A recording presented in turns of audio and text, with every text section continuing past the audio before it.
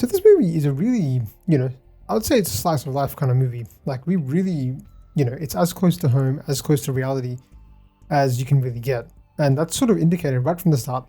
The first 45 minutes of this movie, honestly, it feels like very little happens. And I was thinking this is actually going to be a bit of a slow burn kind of movie. Because if you look at it, like the first 45 minutes, we get introduced to some characters. And we basically establish there's a bit of romance going on between two of the characters. And that's really all. But it's spent just really getting to know these characters and getting to know about their daily lives and what they do in a really realistic manner. Like, this movie is so close to home. I don't know how you can represent the daily lives of people better than they've done in this movie. And I've seen this sort of play out in a few Malayalam movies. So this is another example of that. But this movie, I think, takes it even further, I think. Basically, the story is about the four brothers living on this small sort of, I guess it's a tourist hub, because it looks beautiful. And obviously, there's tourists that come in and out. And there's even a character who's a tourist and gets into the family in the end. But basically, yeah, it was really interesting to me to see how this sort of all played out. But I think the best place to start with this movie is probably the performances, because the performances are really what stood out for me in this movie. Again, in these kind of movies where you have, really, you're trying to represent real life as close as possible, but that isn't always as easy sometimes, Sometimes I think it's easier to play an outlandish character than actually, playing close to reality. But these actors, man, I've got to give it up to Soubin Shahir, who's looking like he's gonna be one of my favorite actors, because this is the fourth or fifth movie of his that I'm covering, and it seems like I've been covering his movies as of late quite a bit.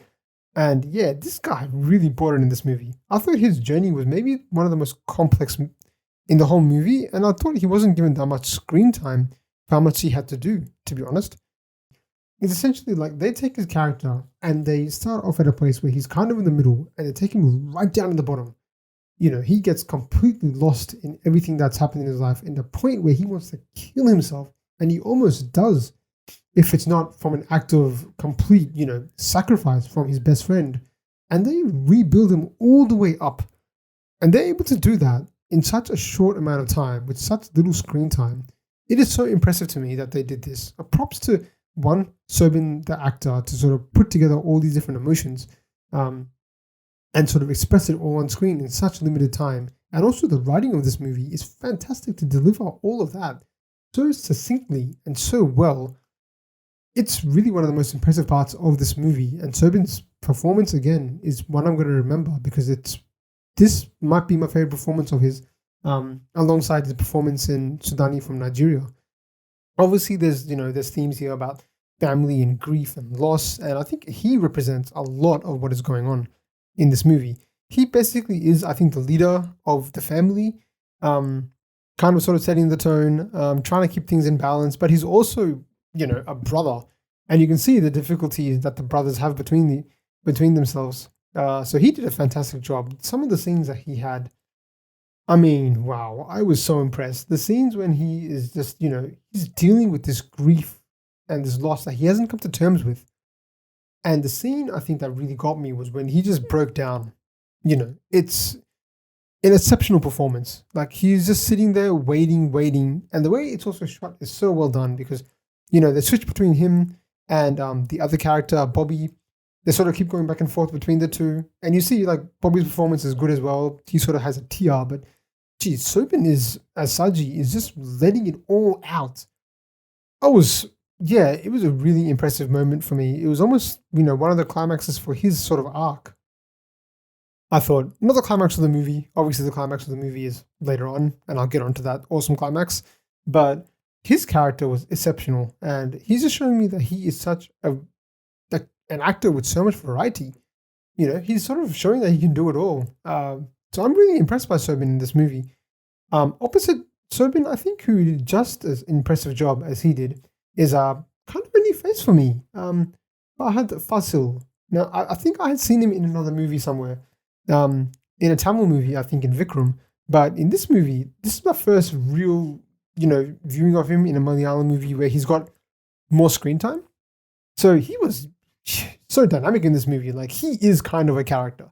So if there's anyone in this movie that's a little bit not realistic, it's probably him, because he's a little bit crazy.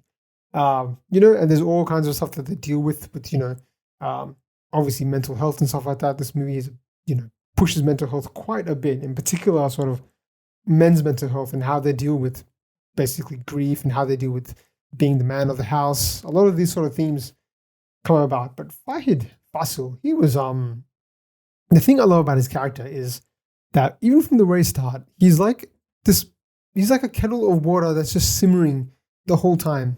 It's just bubbling at the surface. And there's moments when it's like it's gonna explode. Even small moments, like when he's talking to his wife and his sister-in-law about the first time when they tell them about Bobby. He just has this creepy smile. And that sort of keeps going along and along. Like the scene with him at the barbershop when he's shaving sort of Bobby's beard. Wow. He some really captivating and entertaining scenes. But yeah, his performance in this movie was really good. And he was probably, I would say, the hero in terms of, acting at the end, but really the villain. He was a star performer at the end, I thought. So his performance was fantastic. I really liked it. Really good first impression I got from Fahid. So I'm looking forward to do some more Fahid movies. Drop me any other movies you would recommend to check out from Fahid Faasil. Other character I want to give a quick mention to is I've mentioned him already a few times. Bobby, played by Shane Nigam. Have not heard of this guy. Have not seen this guy. But I thought, while his performance was probably not as dynamic as sort of the other actors, I feel like there was a lot that was riding on him because the movie is kind of along his storyline. We follow his journey the whole way through. So he has to do a lot. Like compared to the other characters, he's got the most screen time, I would think.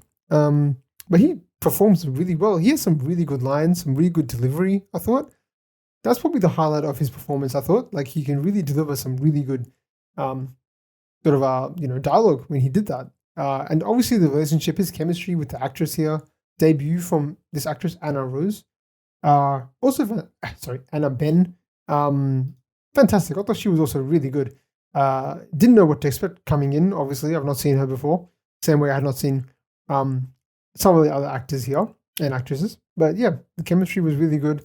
Also had another really big role, really strong kind of woman. Alongside Grace Anthony, who I'm a big fan of Grace Anthony since I saw her in Rorschach. So good to see her in a more sort of subtle role.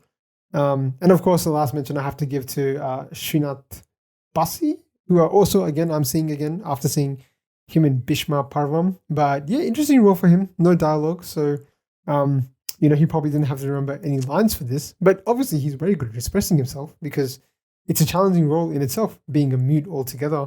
But yeah, some really, really special performances, I thought, for a lot of characters. And a lot of actors in this movie. So that was really engaging and really kept this from being monotonous, I thought. Because everyone was so good in their performances. I was just captivated by how well everyone was acting. Before I do continue, though, I want to give some quick shout outs. I do want to thank everyone that sort of recommended me this movie. There are a few people that recommended this movie, and it was on my radar for a while. And even a bigger thank you to everyone that voted on our poll for me to talk about this movie right now. Because I was confused between this movie and another one, which I will get to soon as well. But shout outs to you, Vishal. Thank you, mate. I really appreciate it. Thank you, Funzilla and Random Sentient Being. Some interesting names going on towards the end there. But yeah, thank you guys. I really appreciate it. Your support, your recommendations are always welcome. And honestly, it's a lifeblood of this podcast. So please keep commenting. Please give me recommendations and your thoughts. It's my favorite part of reviewing. Doing any of this is my engagement with you guys as fans. So anyway, getting on to the movie now more. So as I said, there's a lot of themes that are sort of brought about in this movie, and I thought it'd be interesting to talk about some of these themes. Obviously, the big one is the family dynamic, and I've always appreciated, Malayalam movies for their focus on sort of family. Obviously, this is kind of not a foreign concept for myself, obviously, but Hollywood movies don't have that much focus on them all the time. Whereas Malayalam movies and Indian movies, I think in general, place a big emphasis on that because it's a big emphasis in the Indian culture. But what this movie does so well is it looks into the dysfunctional family really well and what it sort of means to be family. These four brothers who obviously don't get along all that well and are completely different. Like it's kind of a really interesting structure of the family because there's, I think there's, different parents on each side, but they're also connected somehow. And they sort of deal with different things like grief um, really differently. And I like how they show that. There's a small cameo from the mum who comes in, and that's also pretty interesting to see that she sort of abandoned them and how the brothers sort of deal with this, uh, struggle. And they treat it really maturely. So it's pretty impressive to me just to see how this family dynamic was gonna. They show you all the angles of it, right? They show some pretty big scenes. I think probably the one of the big scenes that I think really shift this, movie into first or second gear is probably when they first have the first fight. There's a few fights in between. There's a bar fight. There's a fight at the very start. But the real one comes when Soubin's character, Saji, slaps the other character, the young boy. Can't get his name here. Maybe Frankie? Yeah, Frankie. So he slaps the boy Frankie, and it's quite pretty dramatic scene. Like considering how the movie's gone so far at a really low pace, that scene was just elevated up so much. So we see that there's a kind of fight between the brothers, and it gets physical. And then Bonnie comes in between and starts beating the crap out of Saji. There's a lot going on. That scene itself elevates everything. So we see the lows right there, and it gets so bad that Saji's character almost wants to end his life because I think his one friend is leaving him. Then tragedy strikes, and we see Saji's sort of character arc build and what he has to do to sort of restore himself, after all the grief that he's gone through, that he's contained inside. It's really fascinating to me how they sort of played out the whole family dynamic, because then later on we see them sort of rebuild that sort of friendship, rebuild that brotherhood that they have. There are moments, when Saji agrees to take Bobby to go see Shami for the first time with the razor blades and all that stuff. There's a whole sense of this family really looked down upon, and how each of these brothers, both individually and together, deal with all this. So I found that really fascinating. And obviously, I think that the end of this movie is quite before the sort of climax and the whole, action scene that happens at the end. Right before that scene, it's really beautiful to see them all sort of come together and accept, what's happened in their life and not make it more than it has to be, and know that this is not the end. They've been through some dark times, all of them. They're all going through some pretty big struggles, especially Bobby and Saji, I would say. But as a result, everyone involved in this house is going through something or the other, just through sort of the dysfunctional nature of it all. So I thought that was really well done. It's probably my favorite part of this whole movie, I think. Just the whole dissection of the family dynamic and to understand what a family actually is. In this case, it's not a traditional family that they have, but they've somehow fostered a home. They've fostered something beautiful with each other, despite how dysfunctional and how weird it might seem. And that's a good segue into some of the other things they talk about in this movie, which are basically the whole, I guess, the morality. What is right? Tradition versus what should we accept as right or wrong, right? And that's portrayed really through the contrast of Saji's character and Shami's character, where we have two men who are basically on different paths, I feel, where one is going through a path of redemption in Saji, where he's able to express his feelings and able to cry for the first time and let it all out. Whereas you have someone like Shami who is really, egotistical and holding on to that whole, the status he has, the hero that he thinks he is, how he's sort of above everybody else, which sounds ridiculous, but it's the reality. That's the reality of a lot of people, but especially in men, that happens quite a bit. The patriarchy and all that stuff. It's very relevant, especially in this movie, as sort of we see it play out. But yeah, it's interesting. They tackle some themes about obviously, Srinath's Basi's character Bonnie, and he gets together with a foreigner who I have no idea what her name was, but they're doing something that's not approving of Shami. That's a small dose of what they're talking about, but the real tension is between Shami and the family because of his disapproval of Bobby, basically, and him not living up to the status. So it plays on that question really well, and we see how going down the path of like what Shami's doing is almost destructive. And it's such a great contrast between Shami and Saji, I think. So you just to sort of see that play out and how, the villain in the end of Shami, who comes out towards the end in the climax, it's not the way to go down. It's not the way you really want things. It's not good for anybody. And that's an extreme case of sort of what's happening. And he would be the only character, as I said before, was a little bit unrealistic to the realism and authenticity of this movie. But I guess it kind of has to do something because he's the tension point. Otherwise there's no tension in this movie without him.